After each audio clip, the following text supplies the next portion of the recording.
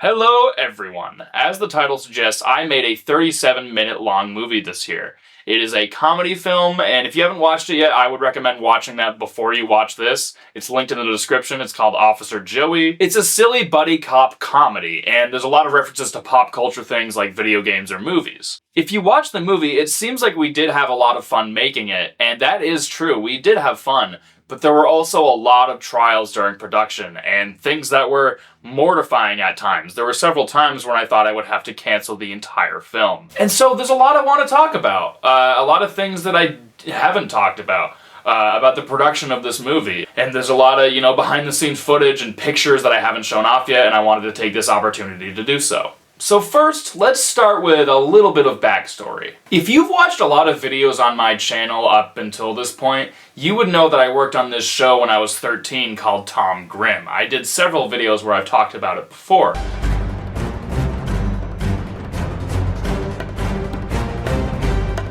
My brother was kind of the secondary mind behind the show back in the day, and there were a lot of ideas that we worked on together. However, one of the most prominent characters in this original Tom Grimm film was Officer Joey.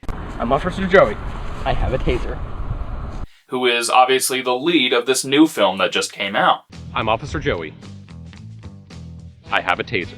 My friend Joey actually plays Officer Joey, so Officer Joey is named after the real-life person. Yeah, I always thought he was the best character in the entire show. Looking back, I was always like, yeah, this guy's the best character. He also felt the most original to me compared to a lot of the other characters, who sometimes felt like rip-offs of characters from other things. He's a police officer with Pikachu as a taser, riding a bike with a hat and a helmet on. He also loves meditation, and it helps him do basically anything he wants. I'm still not sure where my brother and I got the idea for this character from.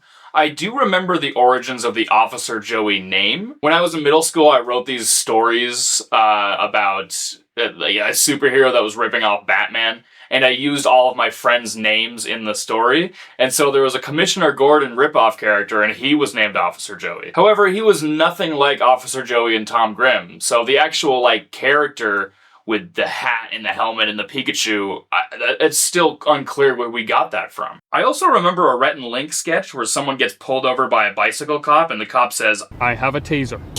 But that also didn't entirely explain where we got our character idea from. I can't remember for the life of me.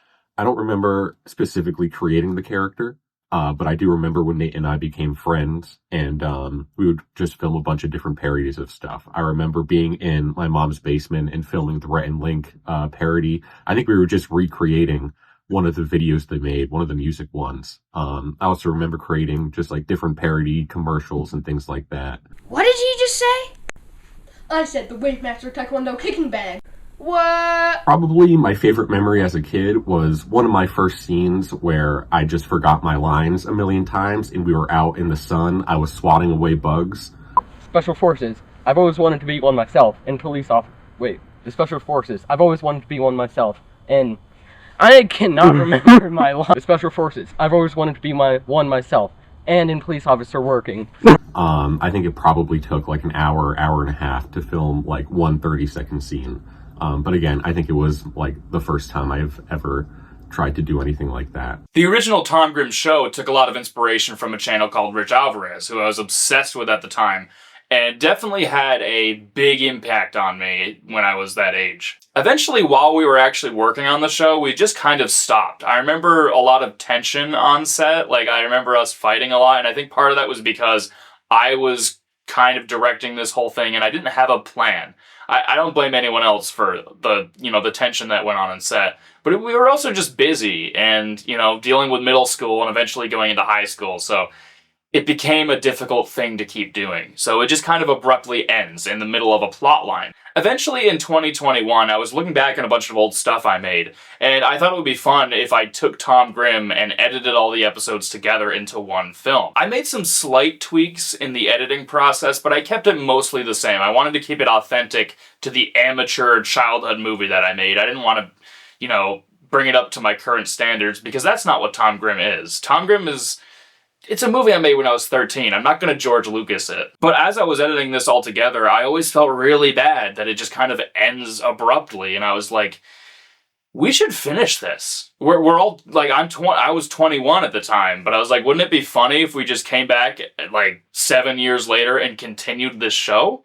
There was a very easy opportunity in the story to do a time jump, so that's what we did. So we did it. At the age of 21, I wrote an ending to a story that I started when I was 13. We all reunited to film it all these years later, and this is interesting because there's some people in the Tom Grimm that I hadn't seen in years at this point. I had made professional films at that point, and one of the things I regret about this Tom Grimm reunion is that I didn't put full effort into it. I was like, you know, the original Tom Grimm is amateur, so I can be amateur with this reunion as well, so it fits with the rest of Tom Grimm. I think that was kind of just an excuse for me being lazy. And looking back on it, I wish we had been more professional. I wish we hadn't just settled for amateur again.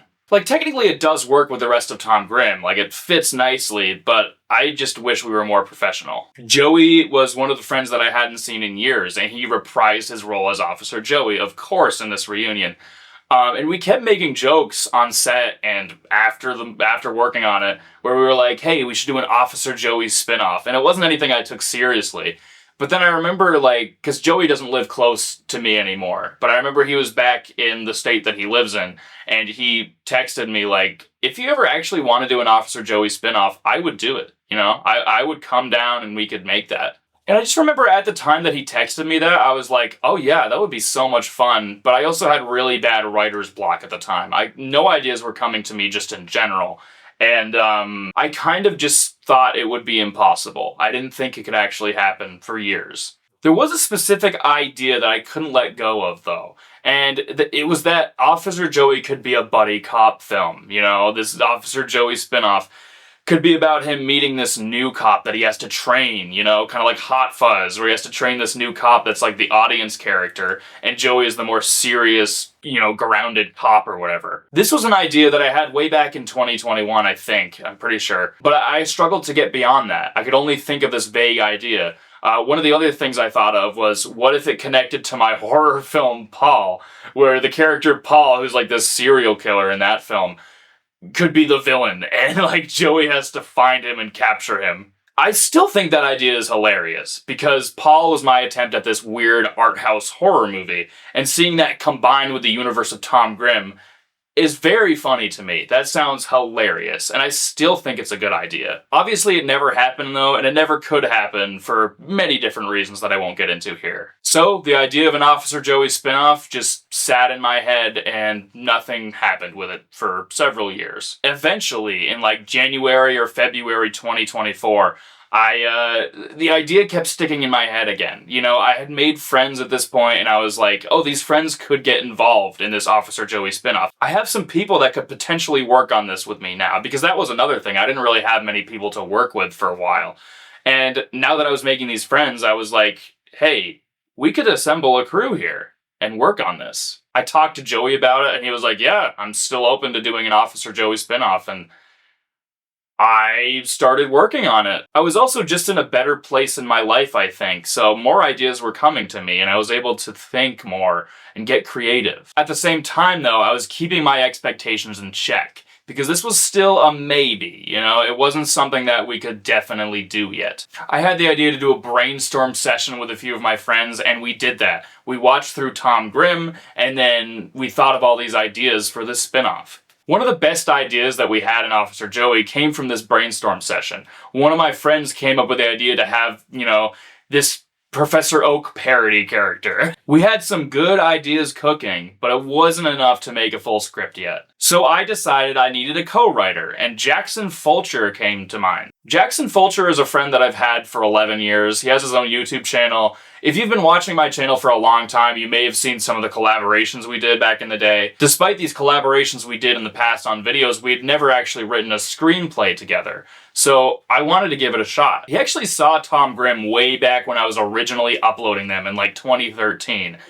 He is an OG fan of Tom Grimm, I guess you could say. And that was another reason I really wanted to work with him, because he knows this stuff, you know? He knows the Tom Grimm lore. I got introduced to Tom Grimm after Nate had commented on my review for The Clicking Noise, Rich Alvarez production.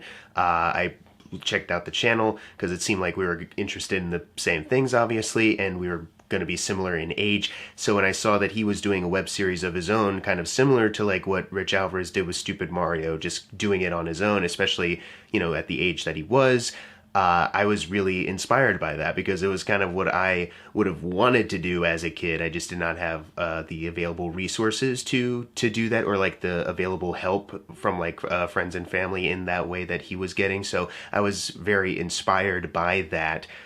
So I kept watching, and eventually, you know, we connected more so than just YouTube comments, and became friendly. One of the big things that would happen a lot would I would just be in a rut and I'd be like, I don't know where to go now. What do you think I should do? And then he would give me things to jump off from. Before I wrote anything, I definitely went back and watched through the whole series again, not just to remind myself of what had happened in the series, because it had been a bit since I'd watched it, but just to, you know, try to get my headspace back into not just even the humor in that show, but like the humor that Nate and I had back then when we were kids. So going through that memory lane, I feel like was helpful. The humor is very silly, so you really do need to be in touch with that. And I really like that we were able to, in these sessions that we had, be able to, you know, throw as many ideas out there and then string them all together, especially when it comes to like the comedy of it all, like pushing the Pokemon angle a bit more, doing more with that, bringing back the video games as training, that was funny in the original show, and then also the bringing back of the Axeman, the attempt of like satire of the legacy sequel trend of bringing back literally anybody that the audience could know, that they could be like, you know, leaning forward in their chair like, I know what that is. But in our case, just like doing something really stupid and kind of taking this memorable bit from one of the episodes and having that be one of the main villain's motivation. I thought that was a really funny idea. So I was glad seeing it all work out in that way. You know, I knew we weren't doing miniseries writing and we weren't going too long, so we had these ideas, stuff we wanted to do, and we needed to just weave them all together. And I feel like it was very satisfying getting to a point where it was all kind of flowing, and then to see the final product itself, it was very cool. The entire scene with the poisoned Sunny D was his idea. He wrote most of that scene, most of the dialogue in there. He also worked very heavily on the scene in the shed with me and my friend Ethan, Tom Grimm, and the Freak. He wrote most of the dialogue in that scene as well. He also had this idea that was sitting in my notes for a while of someone from Joey's police officer past. For a while, that didn't become anything, but eventually it became the character of Grandpa Joe in the film. Those are just a few of the contributions of his that I could think of off the top of my head. I'm sure there's a lot more that I'm forgetting. And honestly, the collaboration worked so well that watching the movie back, I sometimes can't remember if a certain idea was his or mine. I would work with him again in a heartbeat. Another thing that was interesting about the writing process was my dad and I were going for a walk and he suggested the idea of Joey losing his partner at the beginning of the movie. My original plan was to not have Tom Grimm in the movie at all. I didn't really want to play him again. I just wanted to focus on directing. I also don't think his character was ever very good, so I was just like, let's just leave Tom Grimm out of this one. But when my dad came up with this idea for his partner to die at the beginning, and that was what makes Joey so apprehensive about having a new partner, I was like, what if it's Tom Grimm? What if Tom Grimm dies at the beginning? And actually, originally, Tom Grimm just died there. You know, like in the script, like he was gonna just die. And we weren't going to bring him back. It was just going to be literally killing the main character off from the original series. We changed our minds, obviously. That was a late decision to bring Tom Grimm back. Even while we were shooting, the mindset was that he was just going to die. One of the biggest struggles that we had, even before filming, was that we had a certain actor lined up to play the Luke character. He's one of my friends, and we're still friends, and it's fine. There's no problems between us. It just didn't work out. The character wasn't originally called Luke. He had a different name. But the struggle was finding a new actor to play him. I was reaching out to people from college that I hadn't talked to in years. People from high school that I hadn't talked to in like 4 years. You know, like just reaching out to anyone I could think of who still lived in the area. I should count the amount of people I asked. It was a lot. Eventually, amongst all these people that I was asking, Luke came up. This friend that I hadn't seen in a while. And we kind of just stopped talking. It's just one of those things where a friendship just kind of fades away because we're both busy, and you know how it is. It happens. But I reached out to him again if he wanted to be in this movie and take over this part. And he was really open to it. He was excited about it. And I was like, oh my god, the movie is saved. You know, like, I really thought we wouldn't be able to make it because of this issue we were having. My first impression of it was, this sounds wacky, and I'm down. There was no doubt in my mind. First, you kind of just texted me and said, hey, I have a movie, and I need some help. And I was like, yeah, I'm down. And when I got to read the script, I was sitting there laughing, and I'm like, yeah, I'm really going to enjoy this. And I've had struggles making films myself, and getting that momentum to actually convince myself to write anything down, and this helped bring back that energy and bring back that emotion for filming. We had worked on some projects before, these really stupid projects in high school. And there was a time where we wanted to make a movie together, a different movie that was like a drama. That didn't end up working out, but now we finally have been able to work on a movie together in this weird, strange way. And now we're good friends again. Honestly, from high school, doesn't seem like you've changed in the slightest. And I don't mean that in a bad way. I mean that as, like, just as chaotic as before, and just as wacky when it comes to the films, too, which is a good thing. And our films, again, just most of the time you watch them go, what the hell is going on? It's, I'm trying to remember all of our movies that we worked on. Nate Plouffe, Wilderness Explorer, is one interesting one. I have the one where I run you over somewhere. Which one was that? Where you're like a ghost and you're like messing, like flicking rubber bands at me. Oh, yeah. It's like me dealing with the guilt of accidentally killing you. Character was a lot like me, to be honest. Just weird in the I feel like I was a serious enough character, very much like there's a lot of weird things going on, especially like the meditation stuff, and I'm like, yeah, I'm not gonna do that. It's all realistic to something I would do in real life too. I really liked the Sunny D part. That was so funny to me, just because seeing you guys behind the camera of me just going back and forth staring at them sucking down Sunny D. That and just like chasing after or running away from the drone the same day, like it was weird. It was very fun to. I kept telling people about that, like my girlfriend saying like, hey, yeah, I ran away from a drone today and I sucked down 2.5 Sunny D's and had to redo it because people kept laughing. And yeah, that was a fun day, especially. This production problem that I was extremely worried about ended up benefiting the movie, and it ended up benefiting my friendship with this guy. Like, it's crazy how that works. Another major production problem was that we had a whole character written that didn't end up making it in the movie. This was going to be a character called Blake Blair, and he was going to be the sidekick to the Freak. At the very end of the movie, he would have turned on the Freak and helped the heroes to defeat him. We were a good chunk into filming, and I had an actor who was playing this character, and we filmed a scene with him. There's a whole deleted scene that this actor is in where this character still lives. I was able to include the very opening of this scene in the final movie. I found a clever way to do that, but the rest of the scene had to be completely removed. And I'll show you what I mean. I'll play the scene right now, and you can see this deleted scene. You're my pal. I miss you, buddy. How could I lose you?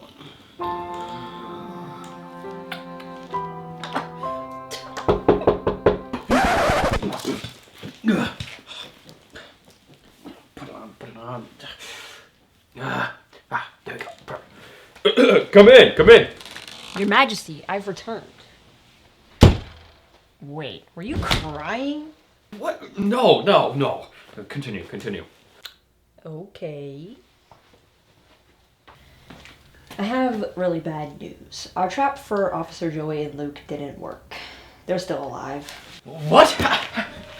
No! How did this happen? I'm honestly not sure. They both were supposed to die, but Joey wasn't affected at all. He took Luke's body and ran off. We need to take it up a notch. Ugh, I didn't even want to kill them in the first place. You killed Tom Grimm, isn't that enough? Shut up. Yeah, Tom Grimm aided in the death of Axeman, but it was Officer Joey that finished him off. He's the one I really need to kill. I mean, they both seem like nice guys. Officer Joey killed my friend, the Axeman, and Luke is helping him. That makes him just as guilty. Now, Shoo, get out of here. I need to think of a new plan. Fine.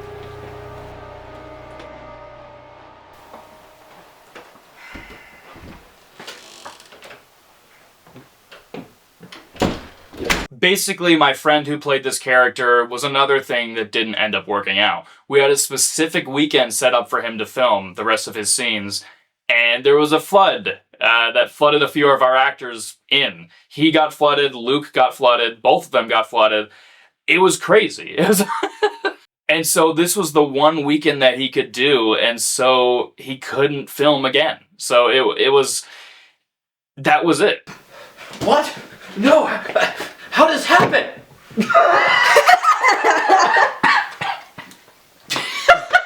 And that's the hard thing about, filming with a bunch of adults. We have to coordinate a bunch of schedules of people who have very specific days and times that they can do.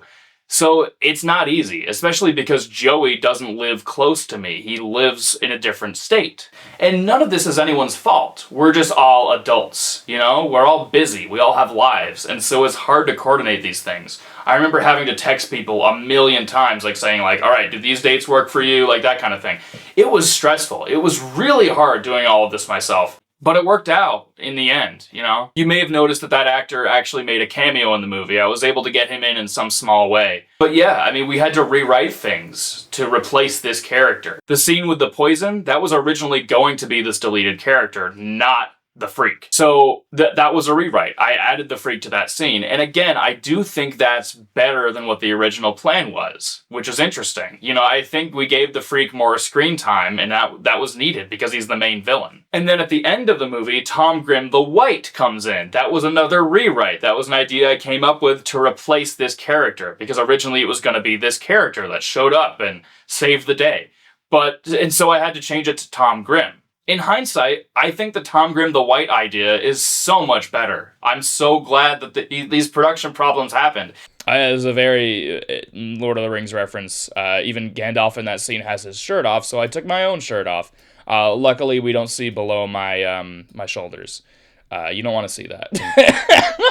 And just one of the things that was very obvious to me during this production was that we are not kids anymore. We don't have free schedules. And it's no one's fault. It's not Joey's fault. It's not Lucas's fault. It's not Luke's fault. It's not anyone's fault. It's just life. And I think if you're making a movie and some production problems end up happening similar to this, don't give up, Just keep going. Just keep trying, unless it's something you obviously can't finish, There was this whole incident with my other movie, Men Don't Cry, where we had some terrible production problems, and it ended up helping the movie when I rewrote a bunch of stuff.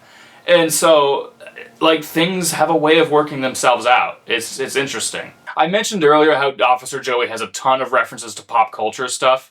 That was interesting, because that's what the original Tom Grimm was. So I was taking things from Tom Grimm and kind of repurposing them a little bit. There's a bunch of references to Tom Grimm, but I'm talking about just how Tom Grimm references a bunch of pop culture. There's obviously a lot of Pokemon references in the movie. I'm not even a huge fan of Pokemon anymore. I was when I was a kid, but a lot of the newer games have been to me. I think my favorite Pokemon game in the last, 15 years was probably Pokemon Snap, the new one on the Switch. That game was great. So I'm not huge into Pokemon anymore, but the reason there's so many Pokemon references is because the original movie had Officer Joey with this taser. And so I thought it would be hilarious to give Joey's partner a flamethrower, which is a Charmander.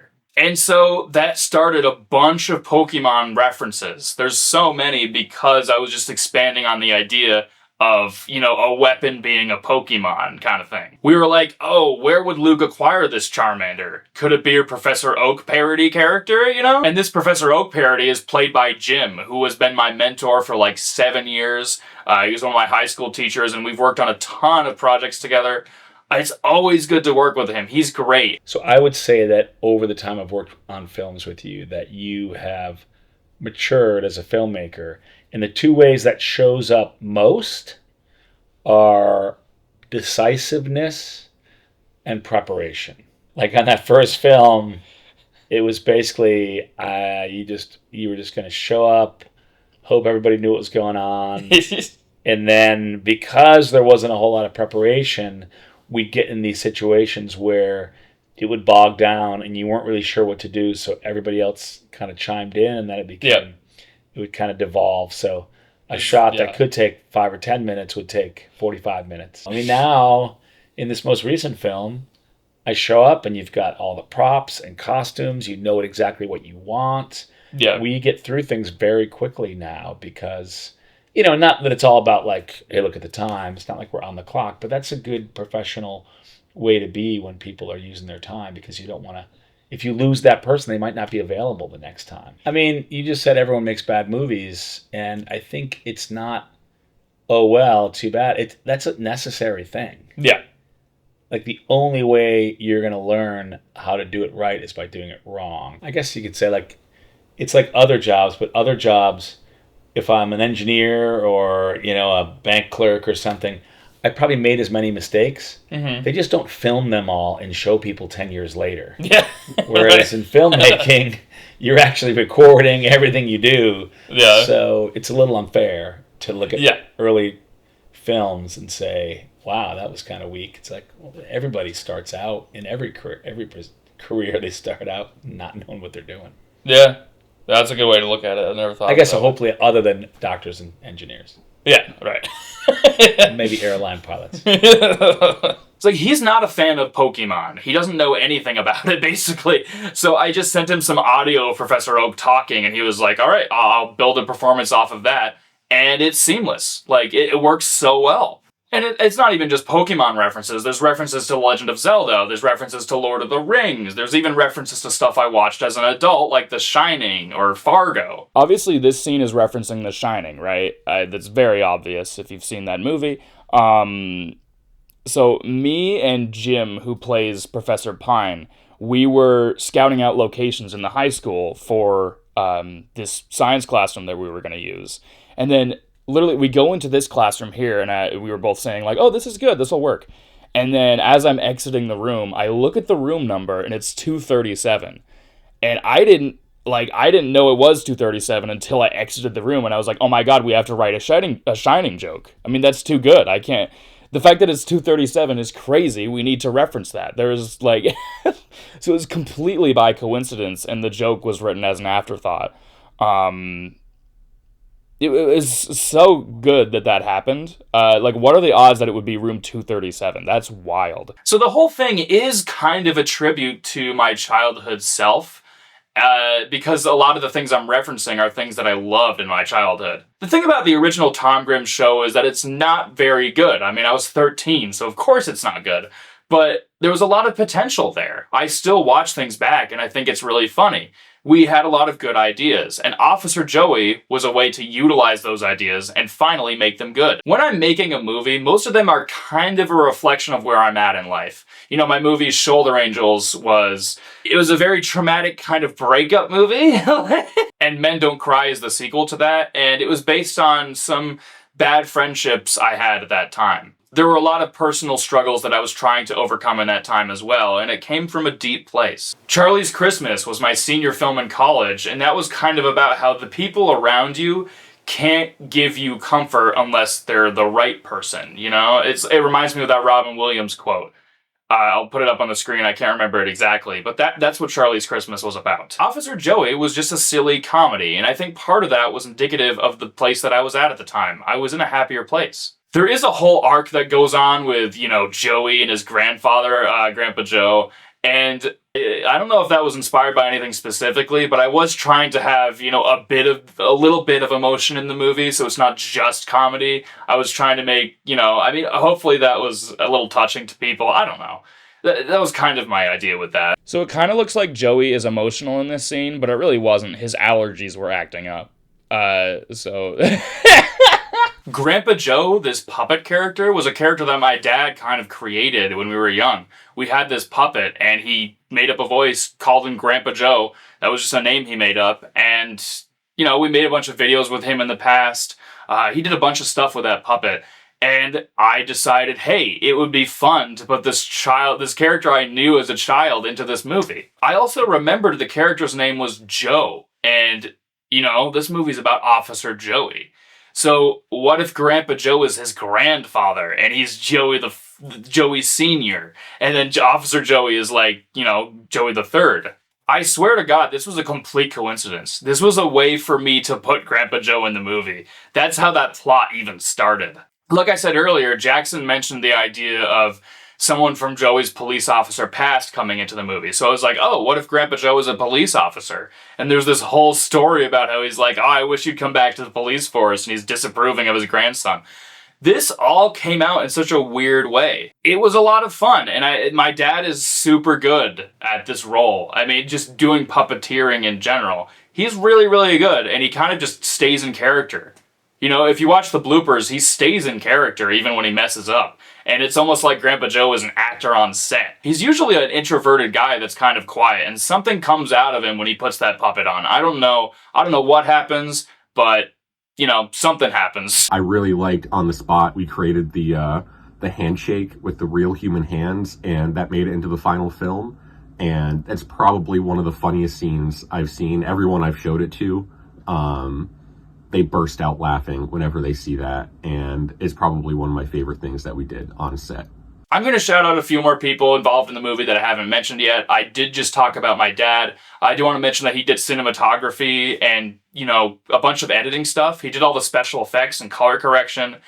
And despite you never seeing his face in the movie, only his hand in the puppet, he's extremely important to the movie, and I couldn't have done it without him. He was on set every single day, and we watched the movie a million times together, figuring out what we can edit and change to make it better. My friend Ethan plays the Freak character, and the Freak name comes from an inside joke from when we were Cub Scouts way back in the day. Oh yeah, this. So this is a reference. Me and Ethan were in Cub Scouts together when we were really, really young, and we filmed this. And in this little thing that we filmed, he was playing this character called the Freak. So that name and that character kind of comes back in Officer Joey. We used it again.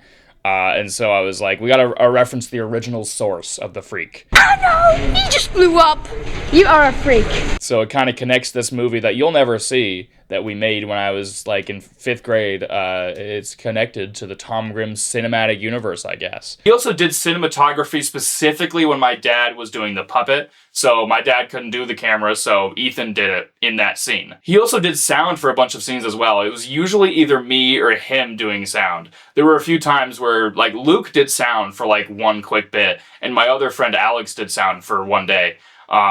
So yeah, I mean, the sound, the crew kind of shifted around a little bit at times. Another person I want to give a quick shout out to is Eric Wizawati, who he was the star of that horror film Paul that I talked about earlier. He also wanted to compose music for Paul, and he composed 2 songs for it. One of them ended up in the movie, the other one didn't because I didn't think that it fit with the tone. Eric sadly passed away in 2022, so I was trying to find some way to tribute him. And I was like, oh yeah, there's that song that never went used. I could still use it. So I'm just really happy that in some way I was able to have Eric be involved in the movie despite him not being on this earthly plane anymore. That was a great thing. And I hope you enjoy his song, which is in the credits. That's the song that I'm talking about here. I probably should have mentioned that, but the song in the credits is his song. Anyway, I think that's basically all I have to say. I can wrap up here. Thanks for watching this little documentary. I had so much to say that went unsaid just by uploading the film and the bloopers, so I wanted to voice it somehow. I do genuinely think that Officer Joey is my best movie, and maybe part of that is because people told me that they thought it was my best movie, but also I have an easier time rewatching it than any of my other movies. If I rewatch some of my other movies, even Charlie's Christmas, I'm like, all right, I could have done that better, but maybe it's recency bias or the fact that it's a comedy, but I have a much easier time rewatching Officer Joey, and I don't nitpick it as much as anything else. For a while, I did really want to do a sequel to Officer Joey, but that's seemingly unlikely. I think because Joey is so long distance, it would be really hard to make that happen again. And again, it's not his fault at all. He has a life, and I respect that. This project here was already a massive challenge. It was so hard, and I think it's a good idea to just let it rest for now. I do have an idea for a little spin-off film involving some of the characters in Officer Joey, but I'm not going to say anything else about that yet. You'll have to find out when or if we make it. All right, have a great day, everyone. Thanks so much for watching, and I hope you check out whatever I do next. See ya. What did he just say? I said the Wave Master Taekwondo kicking bag. What?